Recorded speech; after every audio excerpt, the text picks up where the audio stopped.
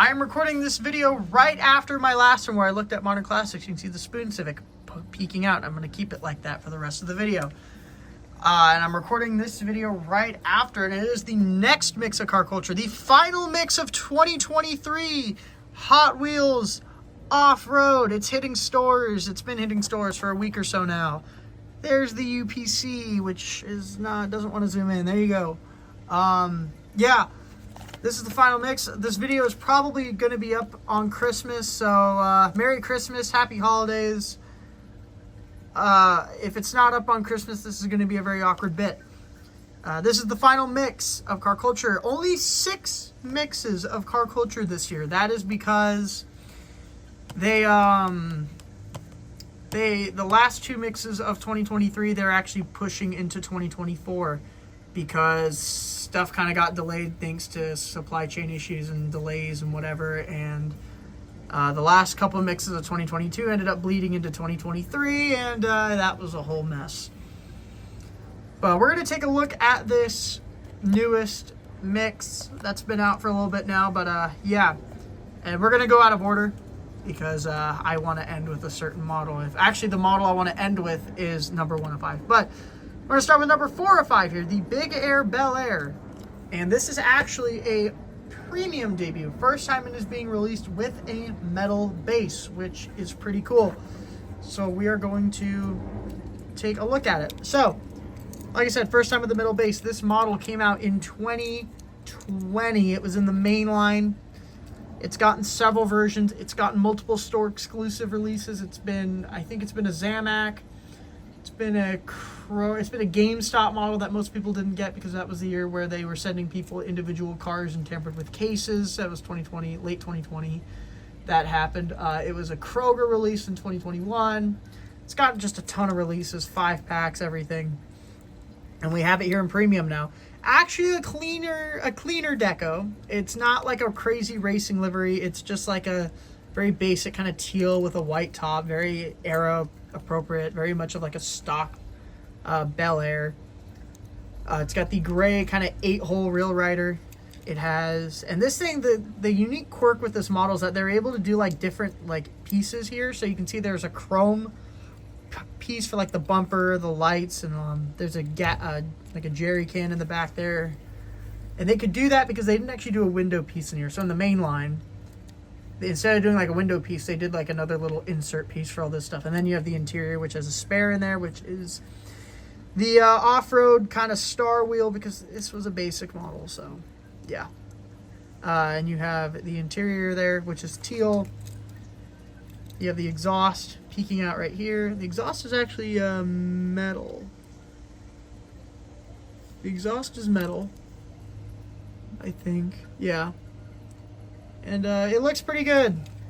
The window trim here on the side is a bit blurry. It's a light gray. Light grays are very affected by what we call the dot matrix printing system, which is Hot Wheels' premium printing system, which is pretty grainy when you get up close. Oh, look at all those black specks in there. Look how not a solid color that is. I kind of hate that. But anyway, it looks okay. Then once again, the front, the light grays just suffer. There's the back. Light grays are really bad with this printing system, and you have the window trim there. Not a bad model. It's okay, but like, honestly, Big Air Bel Air, I feel like is a bit out of place for car culture. Because Big Air Bel Air is not a real car. It is like a Hot Wheels take of like an off-road Bel Air that was done for the main line. I don't know. It's like that Baja Bouncer off-road truck we got in like that 2021 Hyper Haulers mix, the unlicensed trophy truck. It's like, you know, an unlicensed model in car culture, this kind of like very heavily stylized or modified car in car culture. I feel like it's a bit out of place. This I feel like would be much more suited for like Boulevard or something, but I digress. I still like it, but does it necessarily fit into car culture? That I'm unsure of. That I'm kind of on the fence about, but I still think it's solid despite the light gray dot matrix printing stuff. All right, let's just get this. Let's just stop. I'm gonna stop rambling. Let's go to number 5 of 5 now. Like I said, we're jumping around a bit. This is the Range Rover Classic. This is actually another premium debut, like I said. So ignore this stuff here in the blister. That, I believe, is just paint from the rivet. That's not like a defect or something, if you're curious. Yeah, let's take a look at the model. So this is, I said, a premium debut. This casting debuted in 2020, late 2021. It was in Q case of that year in the mainline. It got a GameStop release that same year. I think, has it been a Zamac? No, I don't think it's been a Zamac. I think I'm thinking of the wrong model. Yeah, here it is. Look at mine. So I explained this in Modern Classics, but I opened these last night. So I have already opened these models, and yeah, so I'm just showing like the carded version, then I just have the loose one here. Look at the black smudging on the front here. Look at that. Let me get a closer look at that. Look at that. That's crazy. Also a little bit on the back there. That kind of stinks. Quick note though, this does use the new off-road Real Rider that they used in the RLC for the Bronco Wild Track in the most recently released Power Wagon, the holiday model. So I think this is the first time they're using it outside of RLC. Unless there is like another weird release I'm forgetting. I probably am, but I don't know. The deco on this is pretty cool and era appropriate. The striping here looks nice with the black, the 333 Range Rover, that whatever that means. Castrol, Eibach, Michelin here on the top. Some black trim. You have the front done up with the checkered kind of headlights there, headlight covers or whatever that would be. The headlight graphics are very blurry and look kind of strange. Here's the back. And also the axles are very loose and see this. I don't know if that's an issue with model or what, because like I said, this is a premium debut. I mean, it rolls just fine. It rolls just fine.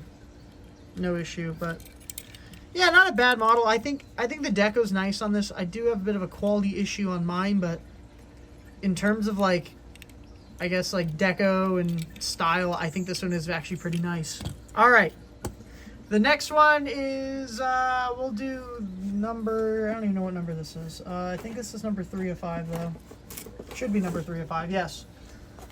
This is the 1993 Mercedes-Benz G-Class, the G-Wagon.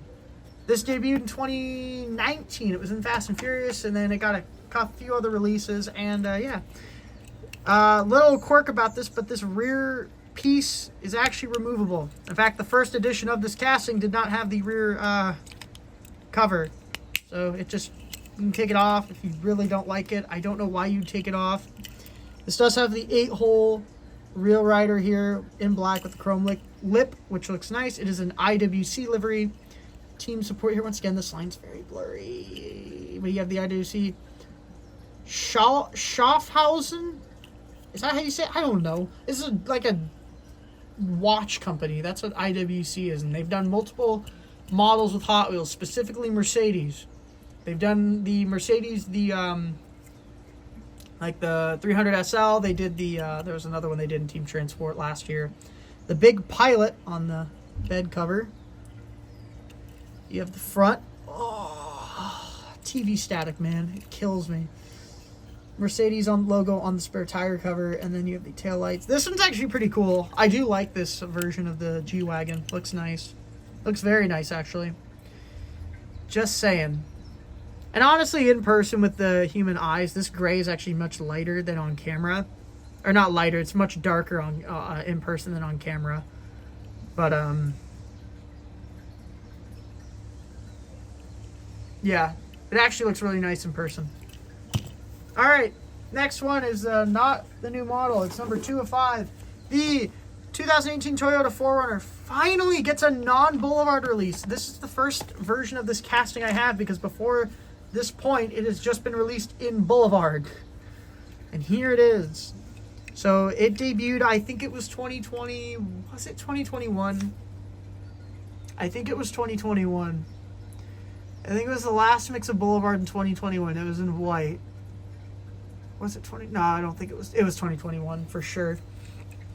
And there was also another version of Boulevard, which has a rare card art variation. But here it is. This version is nice. So this is its third release, I'm pretty sure. It has the black 6 spokes, which look nice. It's in this really nice blue. Now, the camera's not really picking it up. It's actually a much darker blue in person. It's a very, very, like, pale, dark, like, navy blue, and it looks very awesome. Here are the front of the Toyota logo there. You have the headlights. You have the taillights. DMC 4Runner. I don't know what that means. DMC 4Runner. That's what the license plate says. I don't know what it means. You have the taillights, you have the Toyota logo, you have the 4Runner, the TRD Pro, all that stuff. Window trim, roof racks printed on in black. Looks really nice. This is one of my favorites, if not my favorite of the set. It's very nice looking and I dig it. There's a bit of a... Oh, that just rubbed off. Looks nice. Also some trim on the mirrors. Looks nice. I dig it. This might be my favorite. I like it. All right, the last one now is the Toyota Land Cruiser Prado. This is where I normally pull out like the regular version, be like, oh, this is what it looks like carded. But the case that I got actually had the chase. It's been a while since I've gotten a car culture chase. I think the last one I got was the Porsche from the Speed Machines release. So I did actually pull the chase. So I'm definitely going to put this in the title or something. So like I said, chase not like I said, but in the last video I did on Modern Classics, the chases are all number 0 out of 5. They're blacked out, and then any graphics on the side are grayscale. So let's just take a look at the first version, or the not the first version, but the regular version. Also forgot to mention this is a new casting in this set. We're going to see another version of it in a Car Culture 2-pack with a Mercedes Sprinter van. The base of mine's already chipped. I don't know why, but like black bases, like matte black bases, just chip away so easily. So this has the 8-hole Real Rider blacked out. You have the spare tire here. You have kind of a roof rack here, which is a separate piece, it seems. The front done up with the headlights. You have really, really big headlights as well. I think this is also like the Altezza. This is most notably like a Lexus in the US, but they did the Toyota badged version.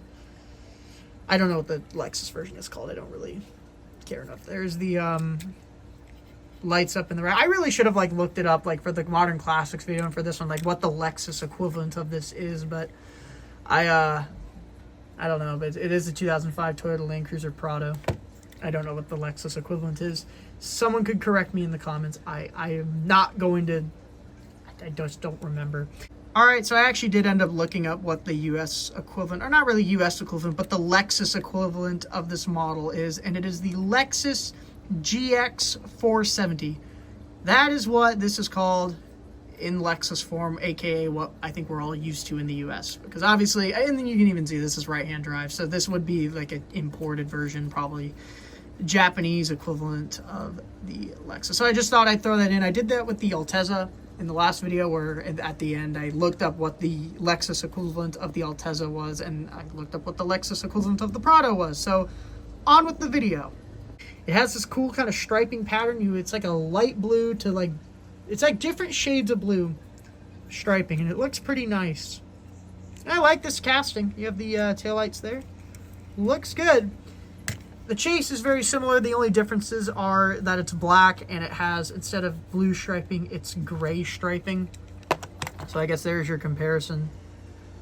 And also another thing, which is a little quirk about this chase, it is the second Car Culture chase ever where it changes wheel type.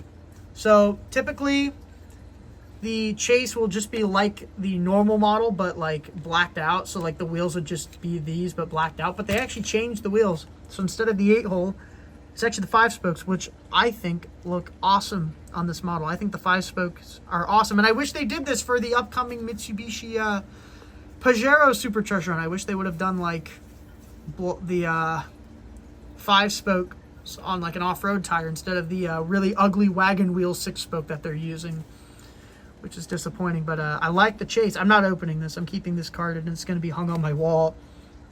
I dig this though. I really do.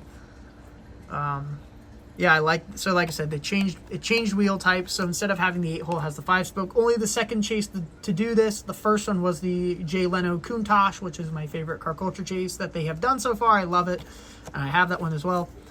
Yeah, it's a pretty good set. I really like the Toyotas in this mix, and I'm glad I was able to pull the chase. And let me know what you guys think. Do you like the set? Do you like this chase? I do, and that's about it. See ya.